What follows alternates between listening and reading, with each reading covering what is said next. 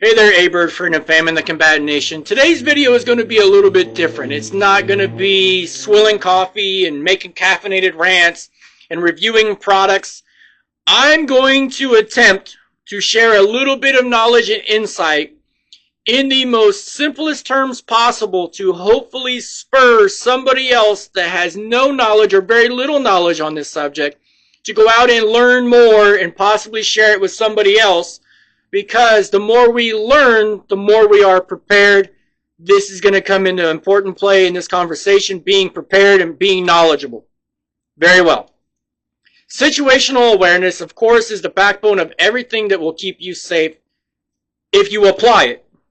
If you are a genius in rocket science and you don't do anything with rockets, it's wasted knowledge. But situational awareness knowledge travels with you everywhere you go, 24 hours a day, 7 days a week, and can help you be aware of terrorism. Here's how. You know that on Sunday you're going to the grocery store at the corner of Market and First. Okay, Market and First. What does that have to do with the price of tea in China? Well, you know also on Sunday there's going to be a pro-whatever group, insert whatever, and you still are going to go to the grocery store even though they're going to be doing their thing on the corner of Market and First, right? But you want to go to the grocery store on Market and Third. Great. That's fine. You're aware of that situation. Blatantly situational awareness, right? You know there's a group of people with some idea and they're trying to get attention for their cause at Market and First. Well, you know if you cut down J Street, go up Olympia, and cut back over on 2nd Street, you'll end up at your grocery store at the corner of 2nd and Market, a block away from where this event is happening. Therefore, you applied situational awareness, an alternate route, and kept yourself out of that situation. So avoidance, right?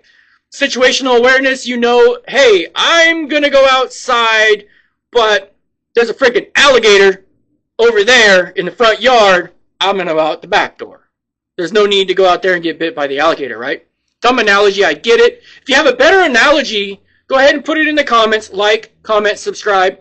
Let's share some knowledge and hopefully get more people prepared and more situationally aware, because if more people are aware of what's going on, less can go on. Fact. So, now you're going to an event that you go to on a regular basis, right? Every third Sunday, you and a group of people get together at location X, and you do whatever, right? But gardening always happens on that Friday before, but you show up for your event on Sunday, and there's one guy walking around, and he's got a safety vest on, maybe a hard hat, whatever. These are just examples. And he's looking like a gardener. He's doing some stuff in the bushes. Okay. But there's no landscaping truck to be seen anywhere. So now you're aware of a situation in your surroundings. You're also aware there's a security guard at the gate where you came in. You might want to take your little happy self up there and be like, hey, Mr. Security Guard, I noticed there's a strange guy doing stuff in the bushes dressed like a gardener, but there's never any gardeners here when we do this. And then now security is aware of it. You can go back to your group of people. Maybe you had 3 people with you. You can make them aware of the situation and then remove yourself to another area. Let security people or professionals or law enforcement handle that. It may be nothing, it may be something. Remember that adage of see something, say something? It's harder to do something if everybody's aware of what's going on and somebody somewhere sees it and acts on it. Okay, so that's that. Now, heaven forbid something does happen. Now you're aware there's a situation in front of you, right? You and your group would leave the opposite way. Maybe have a rally point. Maybe the Burger King on the corner, the school parking lot, whatever. You can remove your people, and in case you get separated, you know where you're going, right? If something happens, we're leaving together if possible. If separated, we are meeting up here. Account for your group, so on and so forth. If you saw something, maybe hang around till after the situation is contained so that you can give information to law enforcement so they can better put together what happened. There's no need to be there, because if something small happens and a bunch of people pile in on it, now that group or person has a bigger target of opportunity, because now maybe they did something to 2 people. 50 people rush over there with their phones because I got to go get a video of the person, unfortunately, that may have been injured or is now deceased. They have to get a video to get that like, and they're taking their video, but now you have 50 targets on top of 2. Don't pile in that situation unless you're there to render aid. You're supposed to. Don't be there. There's no need to be there. Take yourself out of the situation. So, just a quick little, and I realize that's quick, and that's only a couple of examples, but they all play on situational awareness.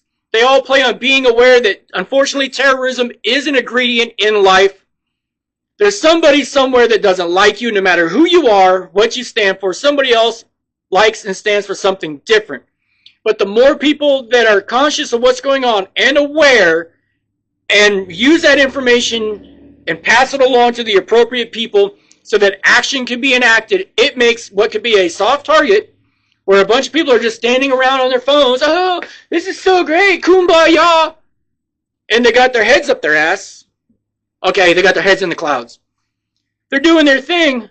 You can easily do something. Now if you got a group of people that are there, they're performing their function, and as a collective group, or majority of the collective group, is paying attention, and suddenly somebody who's doing something nefarious, big word for today, nefarious, they realize that now they have to move their location to the other side, and then they tromp around to the other side, and a group of people start paying attention to them over there. Well, now they have to move to an alternate location. It might actually thwart something from happening because they can't get their mechanism in place to do whatever they planned on doing because people were aware of them. And it would really suck if everybody's aware of them and then suddenly a couple of cops come over and put hands on them and come to find out that they have X, Y, and Z on their body, in their vehicle, whatever, because they're going to investigate. But then as a collective, you thwarted that. That will make the news as well. That will spread the word to other people with no knowledge that want to be a hero for their cause might just realize they can't get away with it, and rather than being a sheep, a martyr, whatever you want to call it, they might actually not participate because they're not going to get away with it. Just a few little things. See something, say something, be aware of your surroundings, pay attention to what doesn't fit.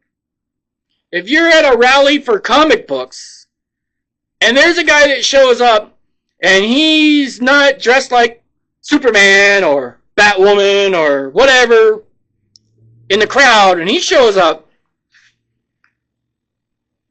wow, maybe keep an eye on him. You don't have to go over and grab him and throw him out. He might just be somebody who didn't want to partake.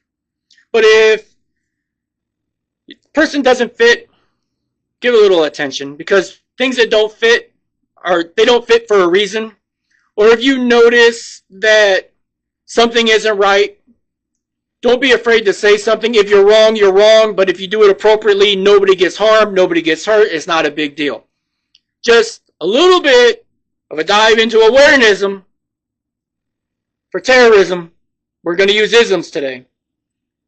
That's all. Everybody stay safe.